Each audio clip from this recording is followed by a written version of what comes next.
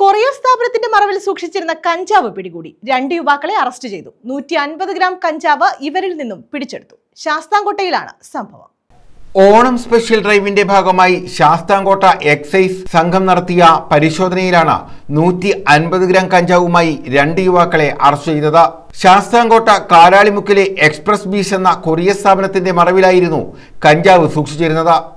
ജീവനക്കാർക്ക് ഉപയോഗിക്കാനായാണ് കഞ്ചാവ് സൂക്ഷിച്ചിരുന്നതെന്ന് എക്സൈസ് പറഞ്ഞു.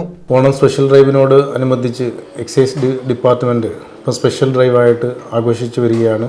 ഈ സ്പെഷ്യൽ ഡ്രൈവിൻ്റെ ഭാഗമായി റെയിൽവേ സ്റ്റേഷൻ, പാഴ്സൽ ഓഫീസുകൾ, ബസ് സ്റ്റാൻഡ്, മറ്റ് അന്യസംസ്ഥാന തൊഴിലാളി ക്യാമ്പുകൾ എല്ലാം ഇങ്ങനെ പരിശോധന നടത്തി വരുന്നതിൻ്റെ ഭാഗമായി ഇന്നത്തെ ദിവസം നമ്മൾ കാരാളിമുക്ക് ഭാഗത്ത് പാഴ്സൽ സർവീസിൽ നടത്തിയ പരിശോധനയിൽ ഡോഗ് സ്ക്വാഡുമായിട്ട് ചേർന്നാണ് നമ്മൾ പരിശോധന നടത്തിയത്. കൊല്ലം റൂറൽ പോലീസിൻ്റെ ഡോഗ് സ്ക്വാഡുമായിട്ട് ചേർന്ന് നടത്തിയ പരിശോധനയിൽ പാഴ്സൽ എന്ന വ്യാജേന ടിയാന്മാരുടെ സ്വന്തം ഉപയോഗത്തിനായിട്ട് കരുതി വച്ചിരുന്ന കഞ്ചാവ് നമ്മൾ കണ്ടെടുത്തത് ഏകദേശം 1/2 കിലോയ്ക്കടുത്ത്, അതായത് വരുന്ന കഞ്ചാവാണ് നമ്മൾ കണ്ടെത്തിയത്.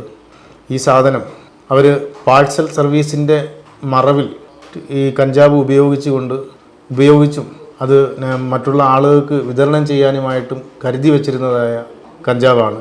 സംഭവത്തിൽ റോഷൻ, നസീം എന്നിവരെയാണ് എക്സൈസ് സംഘം അറസ്റ്റ് ചെയ്തത്. എക്സൈസ് സംഘത്തിനൊപ്പം പോലീസ് ഡോഗ് സ്ക്വാഡും പരിശോധനയിൽ പങ്കെടുത്തു. ലഹരിക്കെതിരായ പരിശോധന കൂടുതൽ ശക്തമാക്കുമെന്ന് എക്സൈസ് അധികൃതർ അറിയിച്ചു. തുടർന്നും ഡിപ്പാർട്ട്മെൻറ്റിൻ്റെ ഭാഗത്ത് നിന്ന് ശക്തമായ പരിശോധനകൾ പോലീസ് ഡിപ്പാർട്ട്മെൻറ്റുമായി സംയോജിച്ചുകൊണ്ടും പോലീസിൻ്റെ ഡോഗ് സ്ക്വാഡുമായിട്ടും സംയോജിച്ചുകൊണ്ട് നടത്തുന്നതും മികച്ചതായ കേസുകൾ നമ്മൾ കണ്ടെത്താൻ ശ്രമിക്കുന്നതുമാണ്.